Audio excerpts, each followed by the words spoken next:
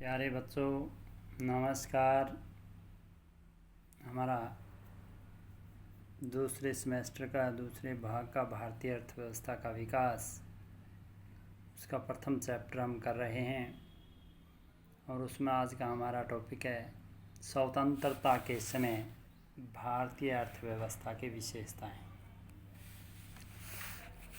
हम पढ़ चुके हैं कि 15 अगस्त 1947 को देश आज़ाद हुआ और आज़ादी के समय देश की अर्थव्यवस्था के क्या हालात थे, इसके ऊपर हमने चर्चा की थी। कल बताया था कि देश की जो अर्थव्यवस्था थी वो बिल्कुल एक गतिहीन और एक निर्धन अर्थव्यवस्था का रूप भारतीय अर्थव्यवस्था ले चुकी थी। ना शिक्षा का विकास था, अर्थात ना स्कूल थे, ना कॉलेज थे, ना सिंचाई सुविधाएं थी, ना स्वास्थ्य सुविधाएं थी, ना सड़कें थी, ना बिजली थी। यानी हर तरीके से भारतीय अर्थव्यवस्था एक बिल्कुल गतिहीन अर्थव्यवस्था का रूप धारण कर चुकी थी। तो कौन कौन सी विशेषताएं थी आज़ादी के समय भारतीय अर्थव्यवस्था की, इसके ऊपर हम चर्चा करेंगे। पहली बात, विशेषता जो है इकोनॉमी की, वो थी कृषि आजीविका का मुख्य साधन। लोगों के आजीविका का जो मुख्य साधन था वो सिर्फ खेती बाड़ी थी और देश की राष्ट्रीय आय में लगभग 60% जो आय है वो कृषि क्षेत्र से प्राप्त होती थी और देश की लगभग 2/3 जो जनसंख्या थी वो कृषि कार्यों के अंदर लगी हुई थी। यानी लोगों की आजीविका का जो मुख्य साधन था, लोगों की गृहस्थी चलाने का जो मुख्य साधन था, जहाँ से जो आय प्राप्त हो रही थी वो कृषि थी। और कृषि भी हमारी कैसी थी? बिल्कुल पिछड़ी हुई खेती थी, हमारी जीवन निर्वाह खेती थी कि किसान अपने और अपने परिवार का पालन पोषण के लिए खेती करता था। दूसरी जो विशेषता थी, पहली बात हम चर्चा कर चुके हैं कि लोगों की आजीविका का जो मुख्य साधन था आमदनी का वो खेती था। और जो खेती थी हमारी वो अपर्याप्त कृषि उत्पादन, कृषि का जो उत्पादन था वो अपर्याप्त था। जितनी अनाज की आवश्यकता होती थी उससे कम अनाज पैदा होता था। इसका कारण था कि भारतीय जो कृषि थी वो पिछड़ी हुई खेती थी। पिछड़ी हुई खेती का अभिप्राय है कि भारतीय कृषि जो है वो मानसून आधारित खेती थी कि कई बार मानसून जो है अच्छी आ जाती थी, वर्षा अच्छी हो जाती थी तो फसल अच्छी हो जाती थी। कई बार जो वर्षा कम होती थी तो अकाल की स्थिति पैदा हो जाती थी। कई बार ज़रूरत से ज़्यादा वर्षा हो जाती थी तो फिर बाढ़ की स्थिति पैदा हो जाती थी, अर्थव्यवस्था बिगड़ जाती थी। तीसरी बात है भू राजस्व प्रणालियाँ। 1947 में जब देश आज़ाद हुआ था तो उस समय कई प्रकार की भू राजस्व प्रणालियाँ प्रचलित थी, जैसे जमींदारी प्रथा, महालवाड़ी प्रथा, रेतवाड़ी प्रथा।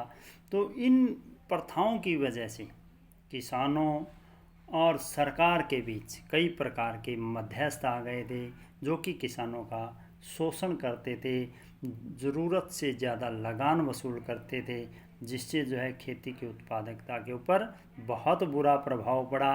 और यहीं जो है देश की जो रीढ़ की हड्डी थी खेती, उसके पिछड़ेपन का कारण नहीं, जिससे अर्थव्यवस्था कमज़ोर पड़ी देश की। चौथी बात है जीवन निर्वाह कृषि। देश में जो कृषि की जाती थी, खेती की जाती थी, वो किस पर, दो तरह की खेती होती है। एक तो होती है जीवन निर्वाह खेती, जिसमें किसान अपने और अपने परिवार का पेट पालने के लिए, भरण पोषण करने के लिए खेती करता है तो उसको हम जीवन निर्वाह खेती कहते हैं। और जब किसान बाज़ार में फसल बेचने के लिए खेती करता है, उगाता है, तो उसको हम व्यापारिक खेती कहते हैं। तो 1947 में जब देश आज़ाद हुआ तो व्यापारिक खेती का कहीं नामो निशान नहीं था। किसान सिर्फ जीवन निर्वाह खेती करता था, अर्थात अपने परिवार का भरण पोषण के लिए जो है खेती करता था। अगली बात आ जाती है व्यापारिक संरचना का कम विकास, आधारिक संरचना का कम विकास। आधारिक संरचना किसे कहते हैं? जो अर्थव्यवस्था का आधार है, अर्थात जैसे बिजली, यातायात, संचार, तो इन चीज़ों का देश में बहुत कम विकास हुआ। यातायात और संचार के साधन, इनका विकास बहुत कम हुआ। हालांकि हम पढ़ते हैं इतिहास की बुक में कि अंग्रेज़ों ने सड़कें बनवाई, लेकिन वो इस तरह की जो सुविधाएं थी उन्होंने वो देश हित में उन्होंने नहीं की थी। वो अपने माल को बंदरगाह तक पहुंचाने के लिए, अपने माल को, कच्चे माल को जो है वो देश की भीतरी हिस्सों से निकाल करके और रेलवे स्टेशन या बंदरगाह तक पहुंचाने के लिए उन्होंने सड़कें भी बनवाई थी और रेलवे लाइनें भी बिछाई थी, लेकिन वो उन्होंने देश की तरक्की के लिए ये कार्य नहीं किया था। कुल मिलाकर के देश में आधारिक संरचना का बहुत कम विकास हुआ था। लघु और कुटीर उद्योगों का पतन। अंग्रेजी शासन से पहले, अंग्रेज़ों के शासन से पहले भारत का जो लघु और कुटीर उद्योग और ख़ास करके हमारा जो हथकरघा उद्योग था, जो कलात्मक उद्योग था हमारा, वो उसकी मांग दुनिया में बहुत अधिक थी। हमारी खास करके ढाका की जो मखमल थी उसकी पूरे विश्व के अंदर जो है बहुत अधिक मांग थी हमारा। और अंग्रेज़ों की जो नीति थी उसके कारण हमारे लघु और कुटीर उद्योगों का पूरी तरह से पतन हो गया। पूरी तरह से हमारा लघु उद्योग विनाश के कगार पर पहुंच गए। अंग्रेज़ों ने भारत को सिर्फ एक कच्चे माल की मंडी के रूप में प्रयोग किया। यहाँ से कच्चा माल औने पौने दाम पर खरीद कर ले जाते थे और इंग्लैंड से उसी का माल तैयार करके और यहाँ ला करके महंगे दाम पर बेचते थे। उसी का परिणाम हुआ कि इंग्लैंड में तो औद्योगिक क्रांति आई और भारतीय अर्थव्यवस्था में निर्धनता और गतिहीनता आई। अगला कारण है अनपढ़ता।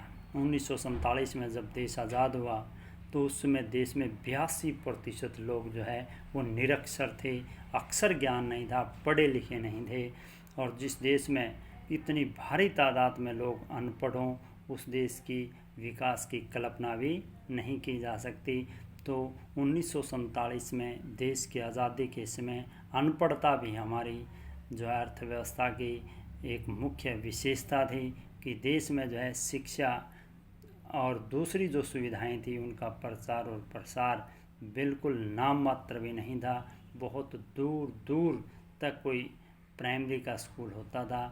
तो अनपढ़ता की वजह से अनपढ़ता भी हमारी मुख्य विशेषताओं में रही है। महामारियाँ, हमने इस बात की भी चर्चा की है कि 1947 में जब देश आज़ाद हुआ तो स्वास्थ्य सुविधाएं बिल्कुल नाम मात्र की थी। बहुत बड़े जो शहर होते थे वहाँ कुछ एक आधा हॉस्पिटल वगैरह होते थे, नहीं तो ग्रामीण अंचल में किसी भी प्रकार की स्वास्थ्य सुविधाएं बिल्कुल भी उपलब्ध नहीं होती थी। दूसरी तरफ उस ज़माने में महामारियां बहुत आती थी, एक से जैसे प्लेग है, चेचक है, माता, इस तरह की जो बीमारियां थी उन्होंने भी जो है बहुत जनहानि उस समय की थी।